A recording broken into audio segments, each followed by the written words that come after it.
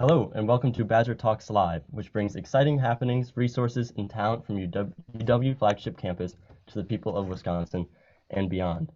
My name is Henry Potasic. I'm from Appleton, Wisconsin, and I'm currently a junior at the Mead School of Music studying jazz drums, and I'm the current director of the Performing Arts Committee on campus. I'm pleased to introduce Director of Jazz Studies, Johannes Wallmann. Today, Johannes will demonstrate and discuss how jazz composition creates a framework for performers' improvisation through the lenses of his recent album, Elegy for an Undiscovered Species.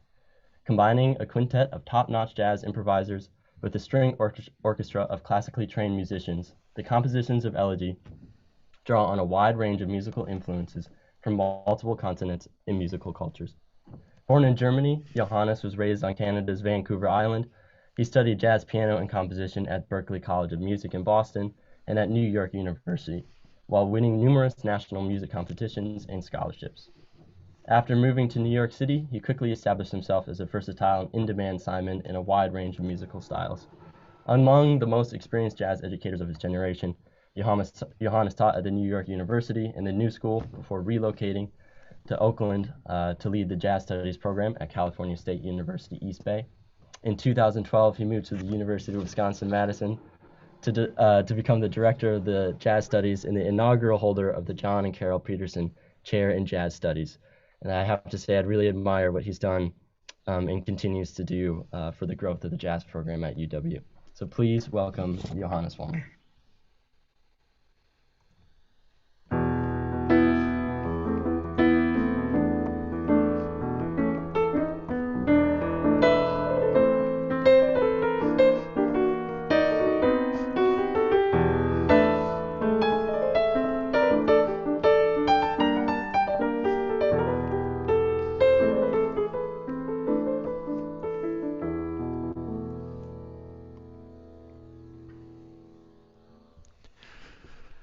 Hello everybody, thank you for joining me today and for letting me tell you a bit about my music and how I make it. And thank you to Badger Talks for having me be part of this great series. I'm coming to you from the Meet Witter Concert Hall of the Hamel Music Center, UW's brand new home for music performances. If you're curious to see more of it, tune in again on September 28, which is 1 week from today, at noon, for a Badger Talk tour of this incredible space by Professor Susan Cook, the director of the Meet Witter School of Music. And even better, join us here in person at one of our upcoming concerts here. You can find the whole schedule at music.wisc.edu. But today you're here with me, and I would like to share with you a bit about my creative process as a jazz composer and band leader. As I'm sure most of you know, improvisation is a huge part of jazz, so you may be asking yourself if the concept of jazz composition isn't a bit of an oxymoron. It is certainly a question I've been asked many times over the years, and as you can imagine, I've given this some thought. And I'd like to demonstrate for you the relationship between composition and improvisation with a composition of mine that I recently recorded as the title track of my new album, Elegy for an Undiscovered Species. The initial idea for this piece came to me in July 2019 while I was practicing piano. Piano practice for me, on days when I have the time to get to all of it, typically consists of some combination of three things. One, technical fundamentals, scales, arpeggios, pentatonic exercises.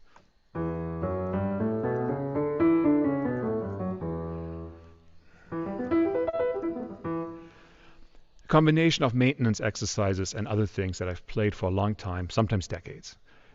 These are all about building and maintaining muscle memory so that when I'm in less controlled musical situations, I hope to automatically default to what for me are my best practices of playing my instrument. This is really similar to what all musicians do in their practice routines. But for us creative improvisers, it should also include some deliberate decisions about selecting or creating the types of exercises that will match the creative voice we're trying to achieve, sustain, and expand. The second element is repertoire, or working on specific pieces. This could mean learning to play new music, and often for an upcoming performance with another band leader.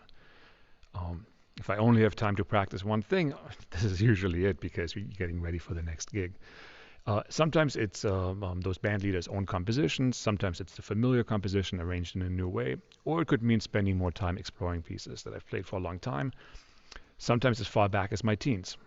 In jazz, we don't really have easy pieces that we outgrow, since any composition presents an opportunity to deepen and expand how we improvise in response to that piece. And then third, I like to leave some time to just explore musical ideas at the piano.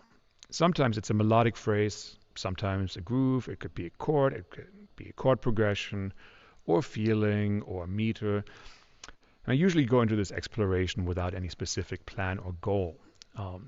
It often doesn't produce anything lasting beyond, hopefully, a bit of joyful music making and connecting with my instrument. Sometimes I stumble upon something that I then turn into an exercise so that I can later use it in improvisation. And sometimes I stumble upon an idea that becomes the germ of a new composition. So that's what happened on July 1st, 2019, while I was practicing at home. If I come up on a good idea, I often scribble it down on paper or enter it into my computer's music notation software, and you'll see that in a moment. But in this case, the idea was mostly a groove and a feel. And I wasn't sure of any of the details yet, so there wasn't a whole lot to write down. And instead, I just recorded it on the voice memo app on my phone, because I just have that handy. And here it is. Anthony, could you please play the voice memo recording?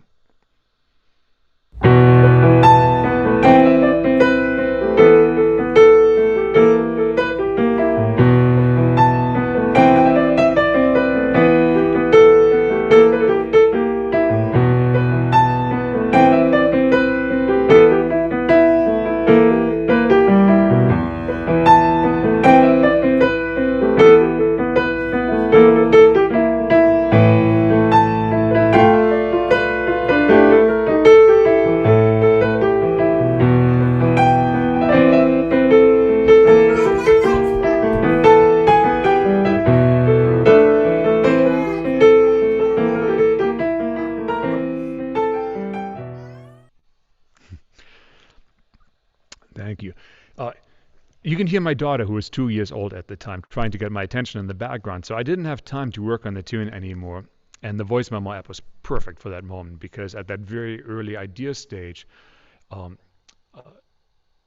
compositions are very fleeting, and if I hadn't written this idea down or recorded it, I probably wouldn't have remembered it the next day, and the piece would have never gotten written. So at the beginning of this piece, there's this groove. And a melody that leaps a minor seventh interval. And don't worry, I'll drop in a few music theory terms, but I'll demonstrate them all. So if the term is gibberish to you, you'll be able to follow anyway. So yeah, it starts with this leap of a minor seventh interval. That's a big melodic leap on beats 2 and 3 from the 5th of the key to the 11th. So I'm talking about this. That's kind of the key thing to the melody. And that top note is kind of an unstable note.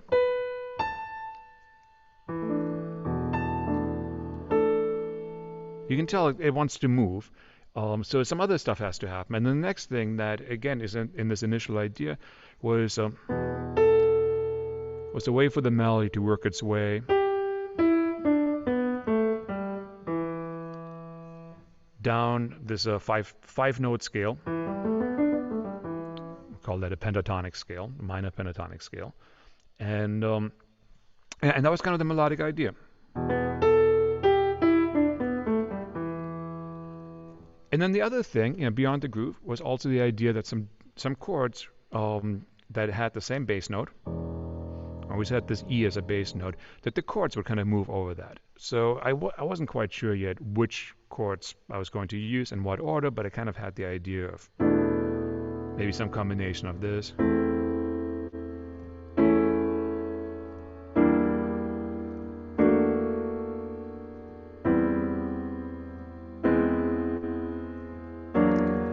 Trying out some different chords, not quite, not making a decision yet.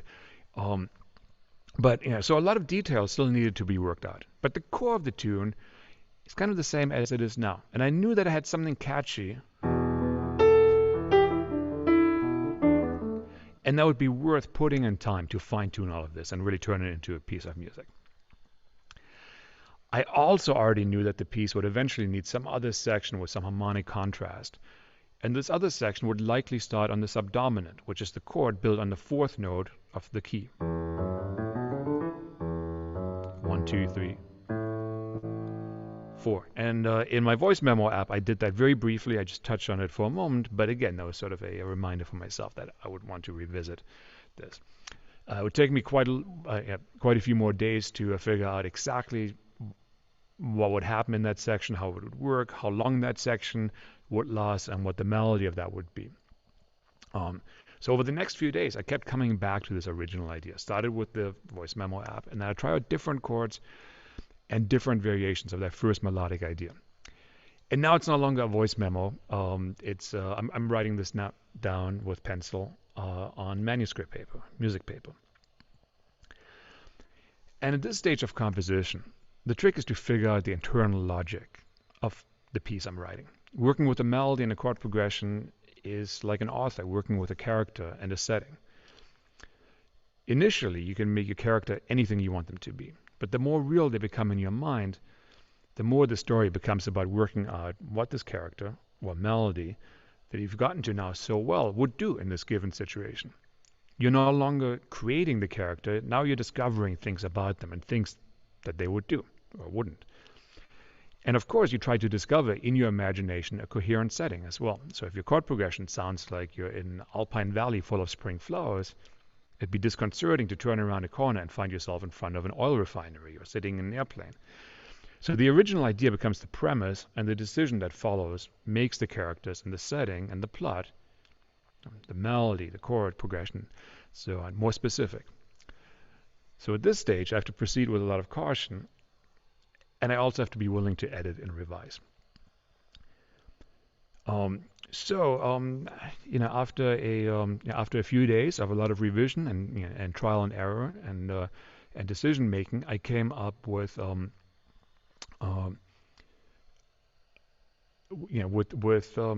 the piece and its first version. Anthony, could you please put up lead sheet version 1, the PDF version 1? There we go. Okay.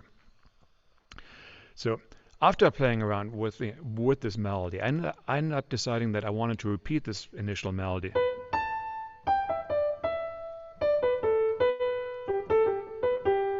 I wanted to repeat it 4 times, although each repeat is a bit different. So that's the first time. The second time it becomes.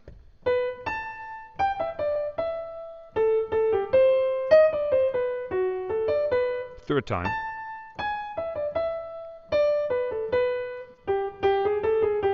Fourth time.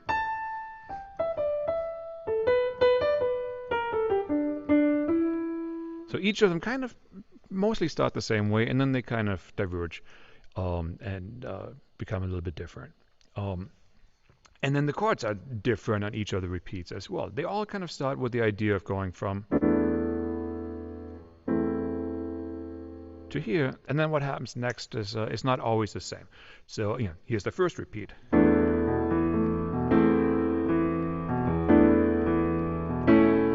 Second repeat.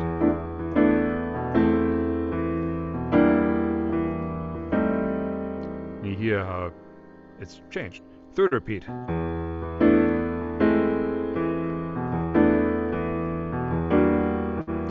time. Fourth time.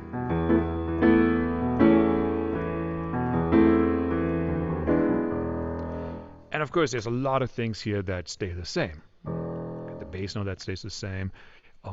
Each repeat starts on that chord and moves to some version of this, and each repeat starts with this melodic leap that ends up working its way back down. And again, after playing around with it for a while, I thought I kind of got the sense that 5 repeats would be too many and 3 wouldn't be enough. Having too much variation from repeat to repeat means the piece doesn't hold together. So some stuff I had to dial back to get to this. And too little variation, and the listener loses interest. And if it's just the same thing again and again, it gets boring. So, and then these variations here they don't occur in random order. Each one builds on the previous one or sets up an expectation of what's to come. So, for example, the first melody, the first 4 measures of the melody, the first phrase, is kind of complete by itself.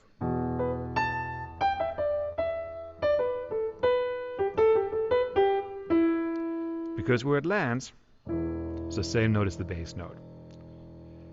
And oftentimes that's how we would end a piece. The bass, the melody, end up on the the strongest note of the key, and things are perfectly resolved. If we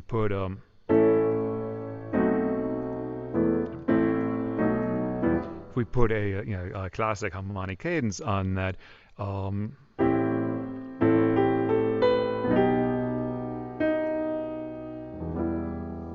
it could be the end of the piece. But of course we know if we just hear one phrase, it's not the end of the piece. There's more to come. So in this case, the melody doesn't have to do the work of setting up expectations, because it's so short that we know there's going to be something else. So next time on the repeat,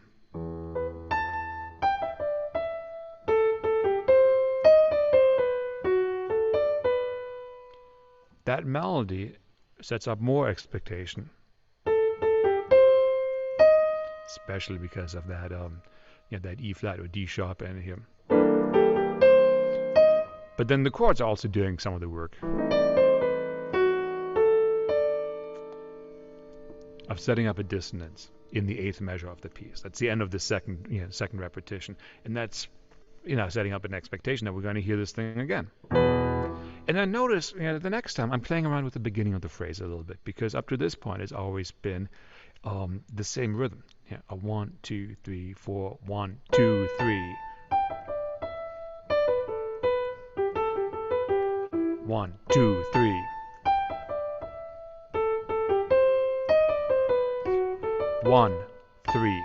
So now there's a little gap between 1 and 3, and that's kind of a fun place for the drums and the rhythm section to kind of emphasize that little break in there. So now the variations kind of start creeping into more of each section. Now I'm not going to go into all the technical minutiae of the piece, but notice that also by now I've settled on how the contrasting section of the piece will sound. So in the first half of the piece, all of the chords have the same bass note, E. So I wanted to have some contrast in the second half and come up with a more harmonic motion. So it wouldn't just be that the second half would just be based on the subdominant on A.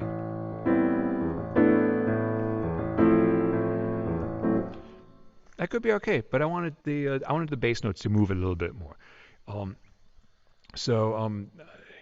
We still start on the I still start on the subdominant chord, but now the chords and the bass note move around more.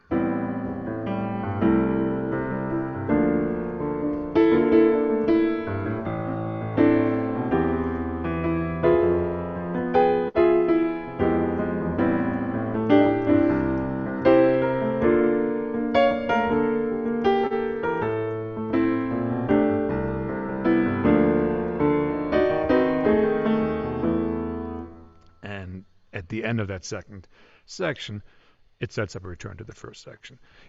Here's the melody to go along with it. And Anthony, for our musicians out here, can you put that lead sheet on the screen one more time, please? The first one. And so here's the second half of the piece. Here's the what we sometimes call the bridge, or the channel of the tune, the contrasting section, the B section of it. Here it is with the melody.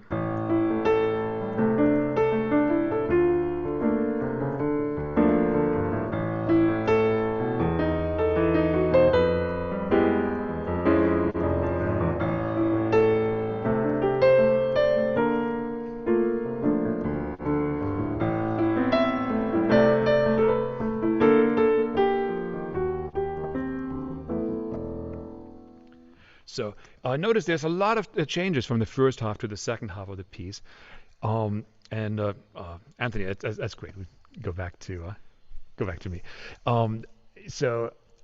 There's also there's a lot of contrast, but there's also a lot of unifying material. So the biggest one is that the melody in the first section again is built around this big leap. Yeah, and the second one has the second section has a similar rhythm. It still goes, 1, 2, 3, 1, 2, 3, and again it leaps to this A. But this time the A is an octave lower, and the leap is smaller. So rather than having it be the leap of a seventh, now it becomes a leap of a fourth.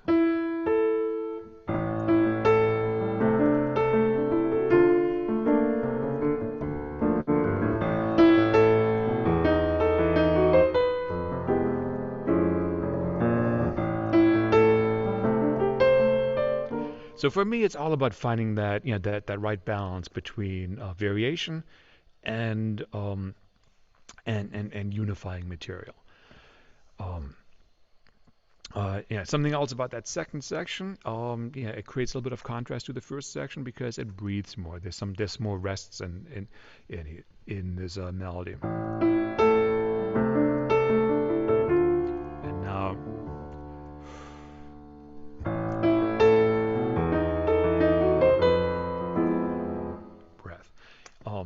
Even as a piano player, I'm not playing a wind instrument. I don't have to blow into it. I'm still very much thinking of trying to create music that is song-like, that could be sung, because that is something that people relate to. Whether they, it makes the music feel more connected to their bodies and how they experience music as well. So. And the first section has a bit of a relentless kind of quality to its energy, and so that's part of the contrast too, just giving the piece a little sort of ebb and flow of times when it becomes more energetic and times when it gives you a little bit of a reprieve from that. So this is the composition. It's finished now, at least for now. And it can become the basis of a performance. And the page that you looked at was called a lead sheet. And in a small group performance, it's the same single page that all of us have in front of us. And from that, we might conjure up a 5-minute or even a 10-minute performance. And we do that through improvisation.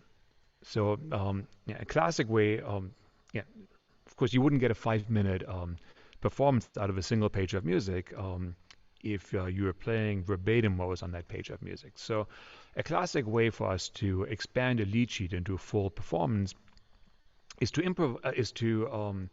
first play the melody, and then to repeat that same harmonic progression of the piece a few times, and each time make up new melodies that fit over the given chords. And that is the solos. That's the improvised solos. So, for example, the first chord. Let me switch my cameras here.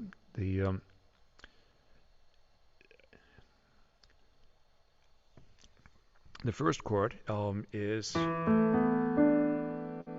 these 4 notes in it. That's the core part of the chord. So I could play the melody, and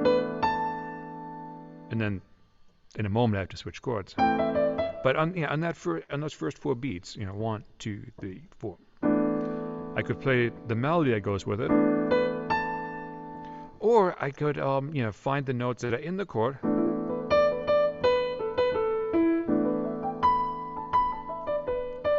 And some other notes that would also fit nicely with that chord. I could think of that as a scale. So that's where the scale practice comes in handy, right? I could even look for some notes that maybe don't sound conventionally good.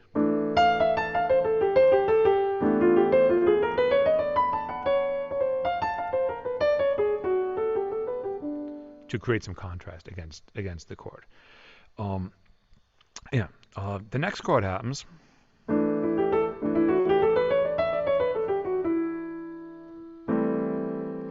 And notice there's one note that changes. In the first chord is the second one.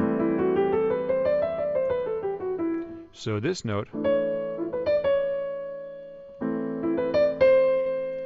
C sharp became a C natural, and emphasizing those notes and kind of figuring out like how to incorporate the notes that change from chord to chord. It's what jazz musicians call playing the chord changes or playing the changes. So if I'm improvising on this chord progression, it might sound like, just taking the first four measures, it might sound like this.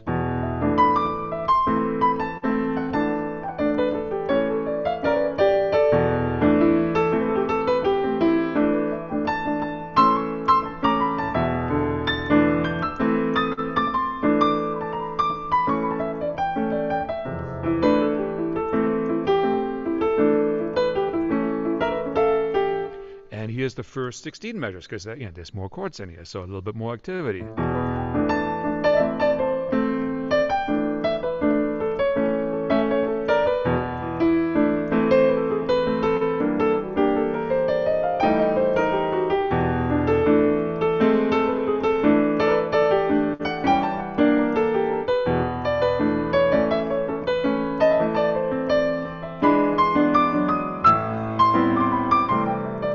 And then, of course, the chords were in that contrasting sections as well. So, so if the improvisation is based on the composition, in this case harmonically, but I'm also referencing the melody, then the composition becomes well. You can imagine the composition as a sort of a musical story, the musical equivalent of a story. And as performers, we are the storytellers. And like most storytellers, we don't tell the story each time the same way verbatim. How long the story takes, how many variations we explore, what subplots get added, what other characters. That changes from performance to performance, from the telling of the story to the next telling of the story. And it depends on who is telling the musical story, who is in the band, what they contribute to the piece that night. The music changes nightly based on how the audience responds, what space we're in, whether we're playing our music for children or for a jazz club audience that bought a ticket and is listening intently, if we're in a concert hall or coffee house or on the outdoor stage of a jazz festival. And it's not only the soloists who's improvising their part. It's also the rhythm section players, piano, bass, and drums. They also improvise how they accompany the soloist and how they respond to the soloist. So the band is having a musical conversation. It's all very in the moment, and in a different moment we'd be having a different conversation, but still within the framework of the overall story. The setting, the characters, the plot, that's the composition. And how we tell the story, that's up to the performers. The first time I played Elegy in public was the next month, and month after I wrote it, in August. And my friend, the drummer Matt Andrus, had a quartet gig at the Sauk City Arts Center, just outside of Madison. And he invited each player to bring a couple of tunes, so I thought this would be a nice opportunity to give the tune a test drive. We played it, and it worked really well. The players instinctively knew how to shape the music the way I'd intended, and the audience clearly liked the piece. So kind of figured I had a winner with that one. The only thing that didn't work great about the underlying composition was it seemed to be a little bit too high for the trumpet, which is who played the melody. And if I was going to have trumpet play the melody, that player would have to strain a little bit to hit that second note, rather than just soar into it. So as I was getting ready to record the album, I made one more big change to the piece, and that was that I experimented with the key of the piece, and eventually, from that initial voice memo, changed the key of the piece and dropped it down a whole step from E minor to D minor.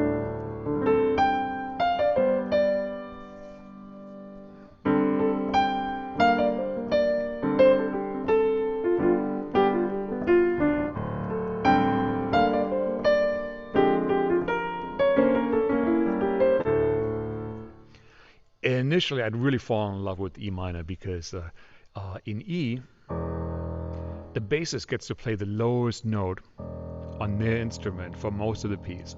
And I was really reluctant to give that up because there's something kind of like special about hearing that low E string just without just rattling by itself and so on. but eventually I got used to hearing it in D minor, and now I like that key better. Uh, the other thing I did for the recording is I also added to the quartet a tenor saxophone and a string orchestra. And I like to just play what that melody now sounds like with the tenor sax and the string orchestra, and I'll talk about that in a second. So here's a video from the recording session. And Anthony, could you please play the video Elegy Melody?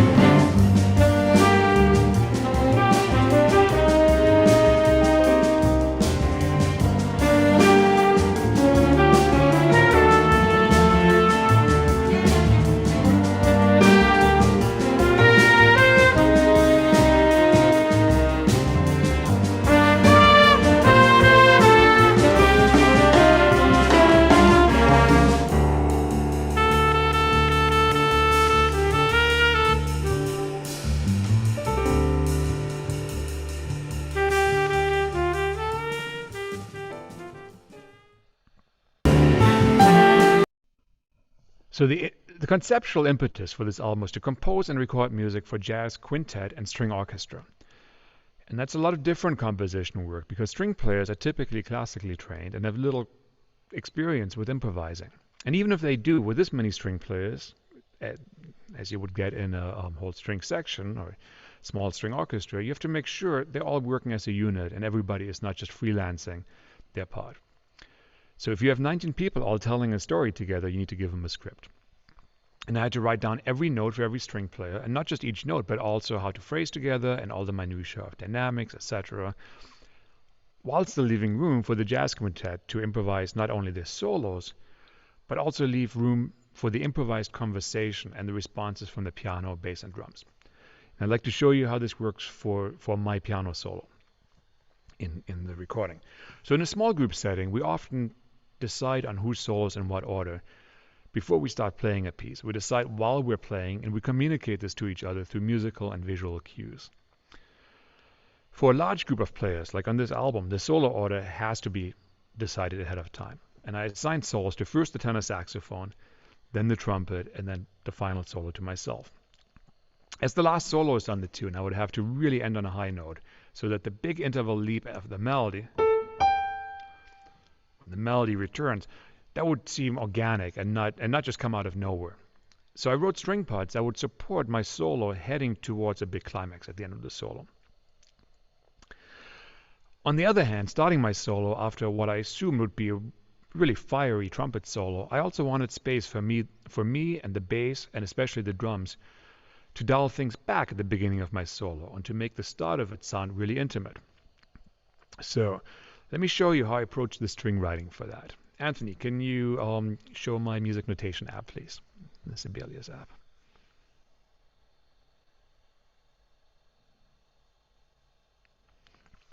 Okay, so now you're looking at the the app that I use for composition, and one of the benefits of this too is it does a very mechanical sounding playback, but you still get to hear some version of all the instruments that you're writing for, if you want to sort of double check and see how something sounds for you. So what you're looking at here is the beginning of the piano solo, and whether you can read music or not, you're going to notice that there's a lot of these measures here where if you're looking at the trumpet part at the top, you see just rests. The trumpet music is empty. The tenor sax is empty. That makes sense because, of course, it's a piano solo, and these are times that trumpet and saxophone would normally be sitting out as well. But notice also, as so we're going through this section, there is actually pretty much nothing notated verbatim for anyone to play. The drums, they get these little symbols that say, hey, play more of that groove. And the bass and I are playing of the chord symbols, and all they really tell us is to play these type of chords.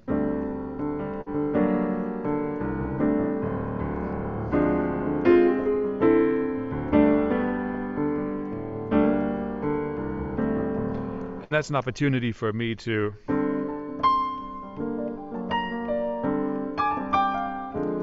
make something up, to improvise in a way that fits the piece, and for the drums to respond to what I'm playing, and for the bass to respond, and so on, because we're still playing very much as we would if we're just a part of a trio or a quartet, the way we initially started the piece. Now, after this has happened for a while, you see now the strings start to play some music. So I'm going to play for you a little bit what happens with the with the strings. So initially the cellos join in, and now look, the bass part now is a little bit more specific as well, because the bass and the cellos, they're in the same register, they're kind of at the bottom end of the band, so their parts in this case, they're not the same, but they have to complement each other. So here is the cellos and the basses.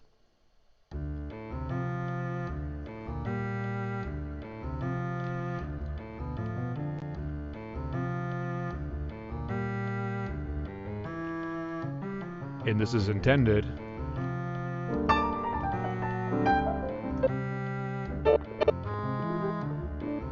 go with the piano solo. Second time, we're going to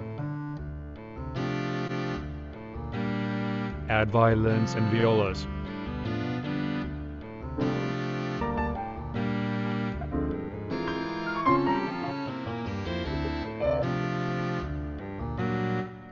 And notice that the violins and violas, they're largely just punching up their chords. They're playing chord, chord, chord. So in a way, they're kind of like what I would normally do with my left hand on the piano, and they're complementing that.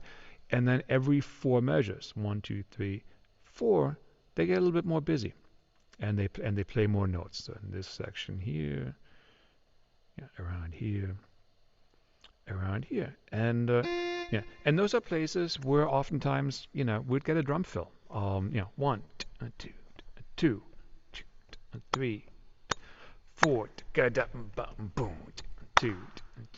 So so in a way here, now the drummer, she still has doesn't have anything specific in her part written in her part, but now she has to pay attention and make sure that her drum fills don't just completely crush what the strings are playing. So there's still a conversation happening, but notice now the conversation is becoming a little bit more scripted. The bass player is now playing largely from a script. The strings are playing scripted parts all along. Drums still very much interacting with the piano, but now I have to be more aware of what's going on around them. So here's that section again with the strings being more busy in every 4th measure.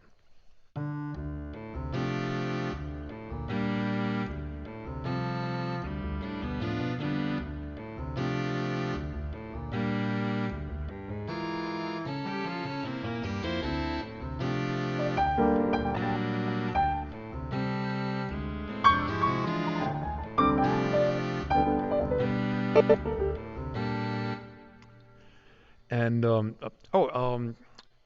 you're going to hear in a moment the actual piano solo from the recording. And one thing that I really liked, that Allison, the drummer, who's just one of the most accomplished and fabulous jazz drummers in the music in New York, but really like everywhere. What she brought to this particular version. And we recorded this piece, I think, 3 times, and this is the take that we ended up using. I think she only did this in this take, is that at the beginning of the piano solo, there was so much energy coming from the trumpet solo right before that she just dialed the temperature way down, put down the drumsticks, and started playing the drums with her hands. And yeah, which was really cool. Okay, so here's the contrasting version. Yeah, now we get to the bridge, the one that starts on the subdominant, and in the previous solos, in the previous melody, this was the more melodic section. This is the section that breathes more. But because of where the piano solo is in the overall storyline, after the tenor sax, after the trumpet, now we're in the story where the plot is really thickened, and we're heading towards that climax. And and the climax is going to come in very energetically with a lot of just sort of driving quarter notes.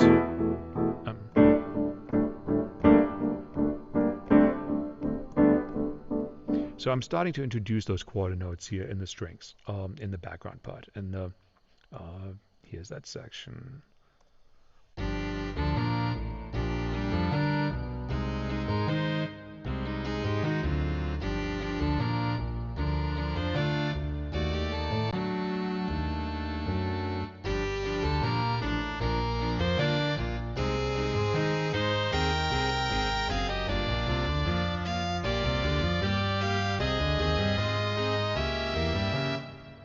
And you can hear right, in this section, the second violins and violas.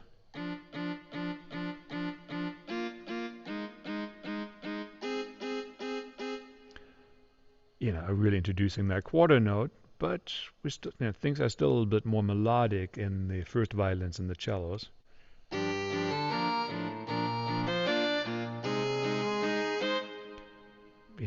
I'm bringing in the tenor saxophone back into the mix as well.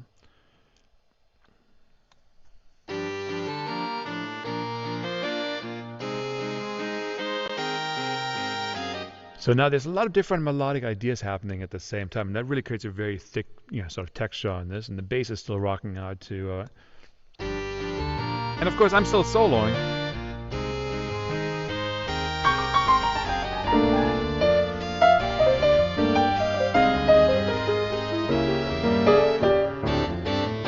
And now we're back at the melody statement, and now the strings are very insistent with those quarter notes.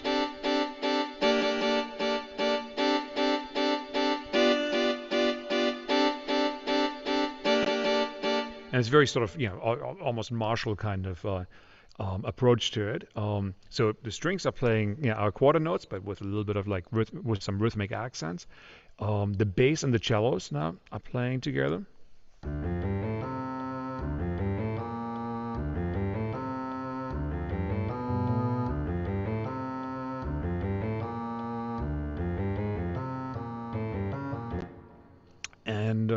And trumpet and tenor saxophone are playing the melody, and they start out together.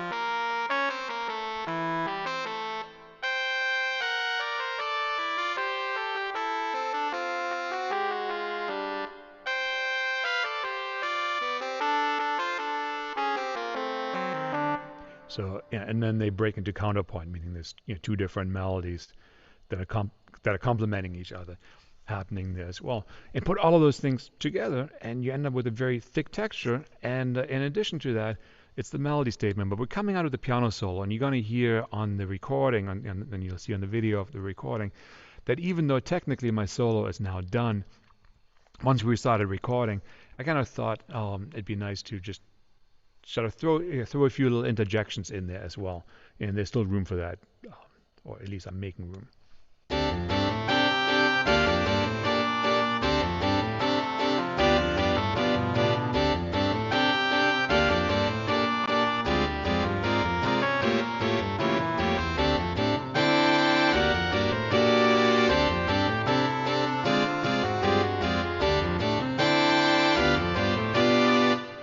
So yeah, by the time the piece gets to its climax and the last melody statement, it's no longer a mournful kind of elegy. It's a protest. It's a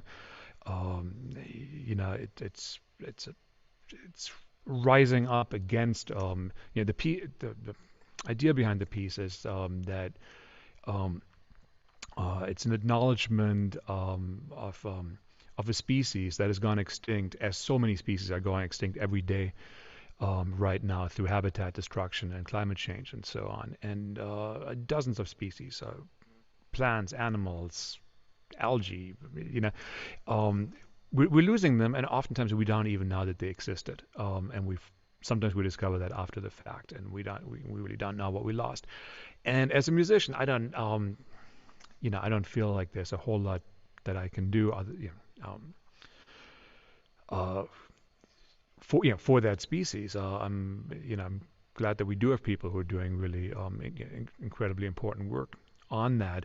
But I thought one thing I can do is I can write music, and every one of those species kind of deserved so much more, and at least one of them deserved to have a piece written, piece of music written about it. So this is the piece, and it's also like, and it's an elegy, and it's a piece for that species, but it's also just me being angry about, what's going on. And this is the part that's the protest, and the sort of primal scream of the piece.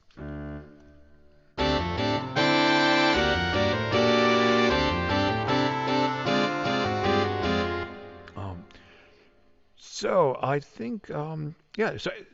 I think we have the video queued up, and this is going to be, the piano solo again, and, where Alison starts playing, playing with her hands on the drums, and initially it's really just a trio. For a moment, this 19-piece ensemble which becomes a trio, and the music was written to leave room for that, and then all these other things, these other instruments start coming in one by one or section by section. Anthony, if you can play the I don't remember the piano solo video, please, and then I think after that we have time for some Q&A.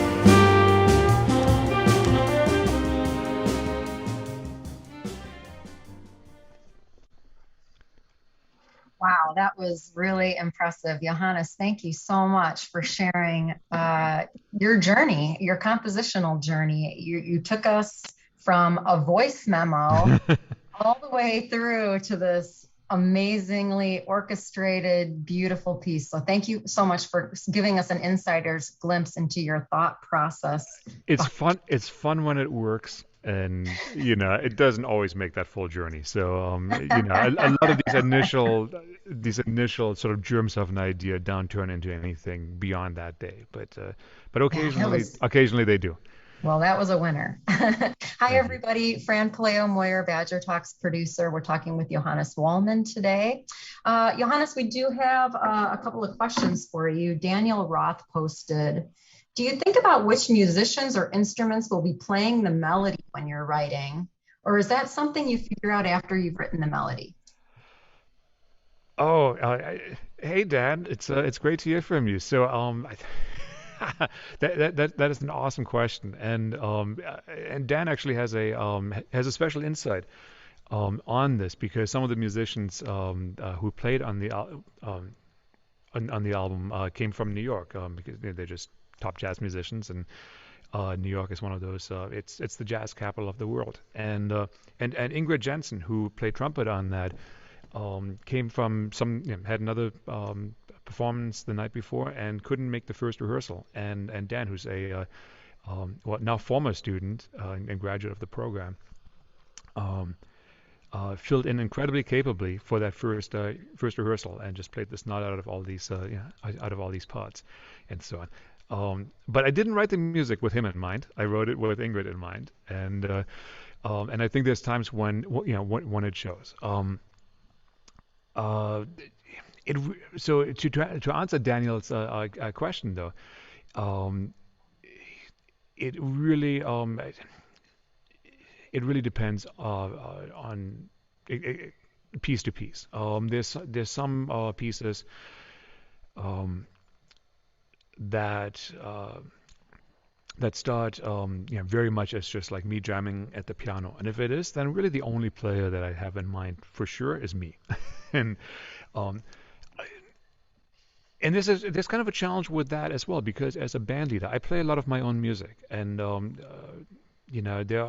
there's people who make their living in this music who are primarily side musicians, and they're constantly engaging with other people's music, and it really keeps them on their toes. And I have to be careful when I write music that I don't just end up composing what I can already play, because if you do that, then over time your creative world kind of shrinks, and you just end up repeating yourself a lot.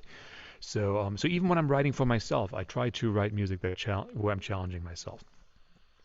In terms of everybody else, by the time I started writing these arrangements, by the time I was taking a lead sheet and turning it into 20, 30 pages of score music, I very much knew who would be on the album.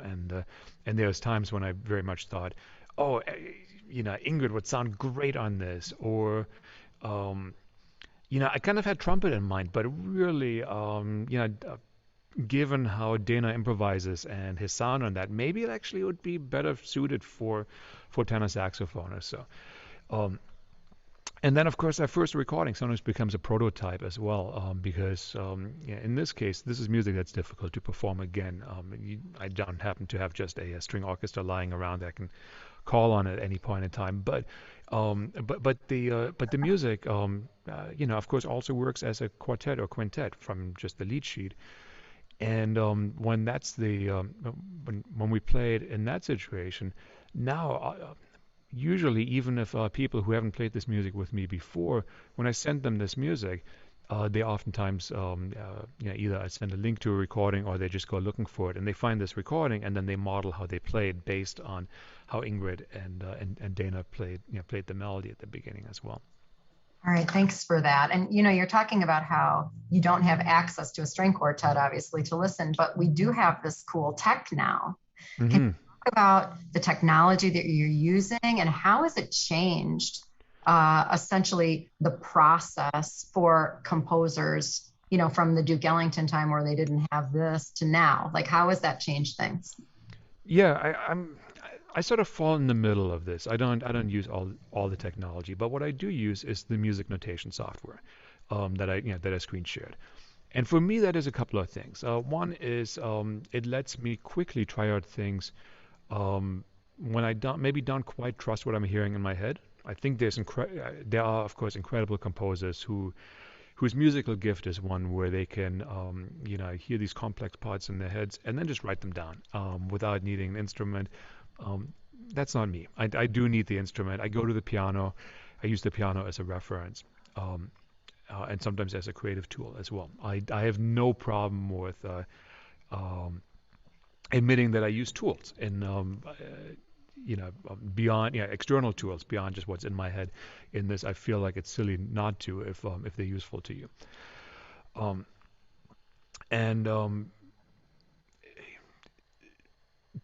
What this allows me to do is also like very quickly try out things that maybe would take me longer to sort of test drive on the piano. So for example, let me just show you how I might use this tool. Anthony, can you turn on the screen? Yeah, there we go. So when we hit this section. I mentioned that, I demonstrated that at first this piece was in a different key. I was in E minor. So if I said, well, dropping it down to D was okay, but what would it sound like? What would it sound in the original key? I can very easily, with one click of a button, change everything about this to go back to my original key and hit the playback. Oh wow, that's cool. And that's pretty cool, Yeah. and maybe I do it again. And let's see. And now look, that trumpet note here, they turn red because that's a little warning, like, hey, that might be a little high for the trumpet. And honestly, like it's not at all high for for an experienced trumpet player, but it might, now it becomes about reaching that note rather than just floating into it. That's awesome, Johannes. Thank you so much for sharing, you're information with us. And we'll be also sharing it with music teachers around Wisconsin. I'm sure they're going to have a really good time sharing this with their students. Yeah, so the music notation software, you just wrap up that that thought. It's basically like like a word processor. It allows you to kind of like put a bunch of like thoughts down and then easily rearrange them in different ways. And there's lots of times when it makes sense to just write with paper and pencil, or to just sync something into a voice app, or just record the music. But it's a really powerful tool. Hey, real quick, is there anywhere, if people want to hear you perform, is there anywhere where you post where you're going to be performing at? Yes, in fact there is. So I have a website, johanneswallmann.com, and there's a calendar section, and so please check that out. Also, you can hear the rest of the album on there's links, of course, on the website and so on. The album is for sale as a physical CD or as a digital download from the record label. It's also on all the major streaming platforms, and video of two of the pieces are on YouTube, so you can find links to all of that on my website, and or just Google me, and hopefully. Fantastic. Thank you so much for joining us, Johannes. It was a pleasure having you on our series. Thank you so much for having me, and look, come back and check out the whole hall. We're going to hear more about that. Check out the hall a week from today, Tuesday at noon, and Susan Cook that's right. We'll not just show you the hall, but she'll take you backstage and show you how it all works too. Yeah, thanks so much, Johannes. And that's a great lead into our close. Because I'm just going to give a plug. We're going to continue the fun with the Mead-Witter School of Music. A talk actually this Friday with Associate Professor of Horn, Dan Grabois. He's going to have a live talk at noon. He's going to be talking about his personal journey to becoming a professional musician and some of the cool projects that he's working on. And then, as Johannes said, next Tuesday at noon, Susan Cook is going to be giving us a virtual tour of this gorgeous new Hamel Music Center. so please tune in. Be sure to visit us at badgertalks.wis.edu, where you can see also our new podcast, which Johannes does have a great chat out there with our host, Ben Rush. And he also today launched an interview with Susan Cook. So please check that out. See our upcoming schedule of talks, sign up for our email list. Please consider a donation. Badger Talks is supported by grants. Research the over 400 UW faculty and staff that we have on our website signed up to give talks virtually and in person around the state, and you can request them via a form on our website as well. Thanks so much for tuning in, everybody, and we'll look forward to seeing you on Friday.